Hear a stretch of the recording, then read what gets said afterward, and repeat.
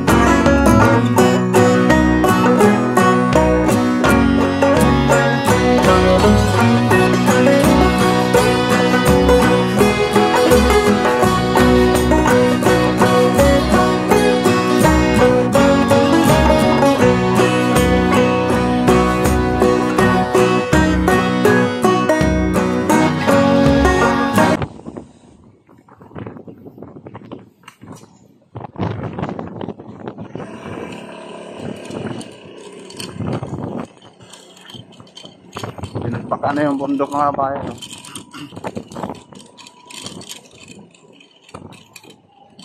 Yan. Tapos kabilang side, ang haba na pala dito.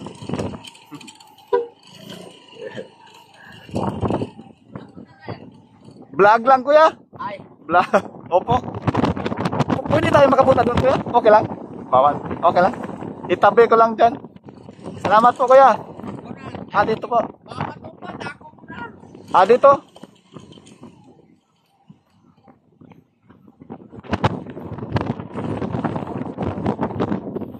Hindi. Ito na pala titipagin, no? Itong bundok na ito. Wow.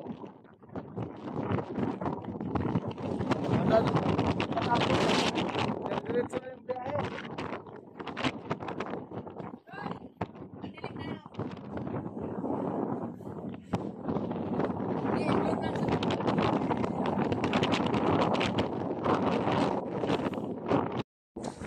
Akyat natin ito dun sa taas.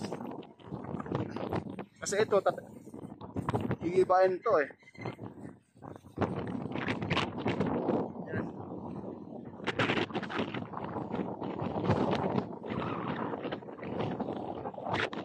Itong lupa na ito, nagaling sa baba.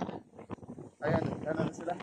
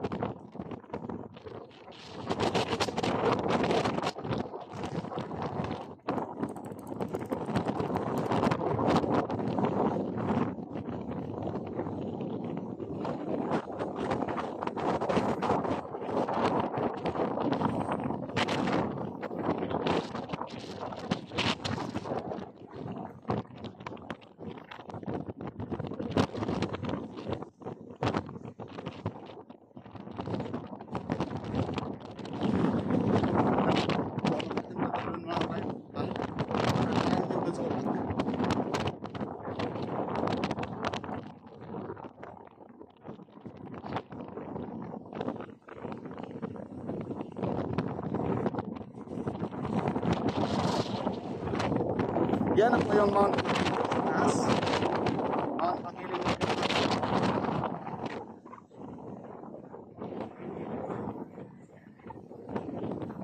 Ito yung alignment doon sa kabilang bundok.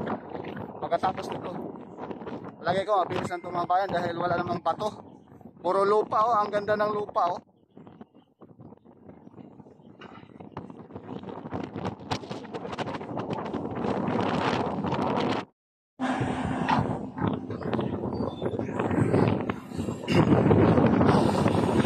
Nakalain na yan mga bayan. Pinapangkas na bali dito.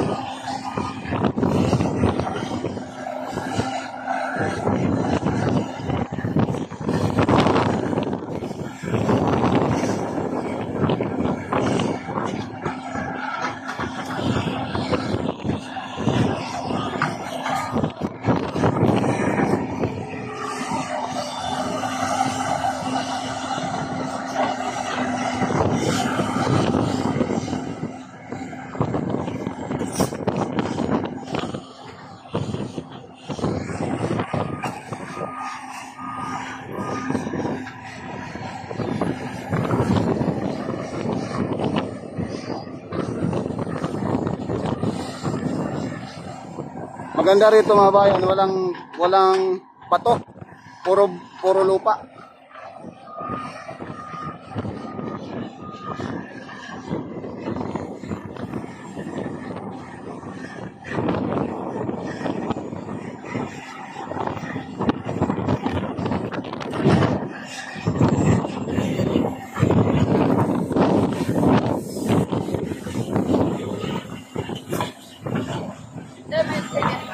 Opo, mayroon.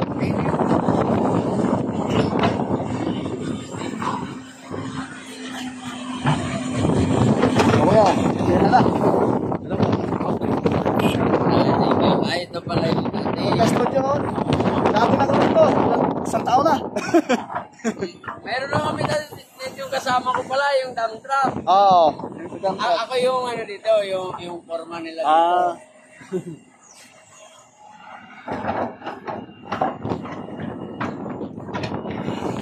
Ikaw yung talaman ko sa bawang ako, yan ako. Ang area na to, hawak ko simula sa hanggang dito. Ah, wow. Ano yung barangay doon sa Santa Beda kuya? Yung detention store? Ano yung barangay doon? Nakalimutan ko na yun. Ito? Santa Beda doon sa ano? Malapit sa yung Santa Beda detention. Opo. Hindi ko matandaan. Malapad doon, maano kasi? Matapos na po yun. Oo, tapos na doon.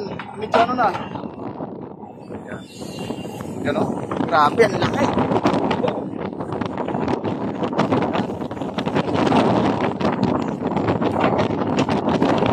Baba namin dito, 14 meters pa. Ito? Oo. Pinalayan ko, no? Ang pinakamalaking challenge yung bundok doon, ang laki. Oh, yan kasunod namin yun. Pagkatapos ko ito. Ito doon na. Oh, Yun na lang last. Kasi lahat doon. na ng Putinloka. Papuntang Chaong ay ano na eh. Incident ba yun?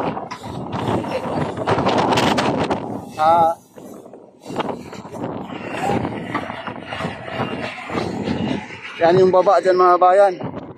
Yan ay papaklasin. Ayan na po yung syudad ng Santo Tomas. Yan. Ayan po yung South Luzon Expressway TR3. Ayan po, sa dulo mga bayan. At mabubusog ka rito sa mga tanawin. Kapag ito'y matapos na, ayan o, napakagandang view. Grabe. Yan na po yung syudad ng Santo Tomas City, Batangas. Kaya silang kayo, alam ko mga bayan ay maraming excited pag ito'y matapos. Magandang puspusan na ang paggawa rito. Yan po mga kabayan, ito na yung mga bundok talagang na hirapan din yung private contractor dito. At yung bundok kanina mga kabayan na doon banda sa may Santo Tomas, yun po yung start pa lang na papatagin. Dito po konting-konti na lang mga kabayan, ay patag na po to, no? Ayan, yung alignment. Yung unang upload natin dyan sa baba, dyan na po yung tinatambakan ng husto. Ayan po, masisilayan natin dito mga bayan na konti na lang kulang. Ito ay patag na rin. Napakalaking, ang hinukay nito mga bayan, napakalalim na. Sobra. Dito.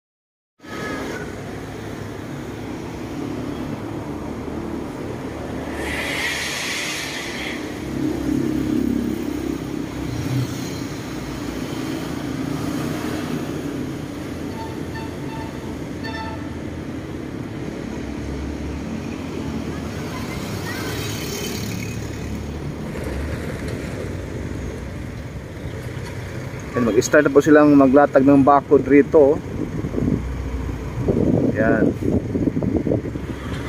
Ayan po, nakatambak na po sa harapan natin mga kabayan yung mismong bakod. Haharangan na po nila dyan mga kabayan. Babakura na, no?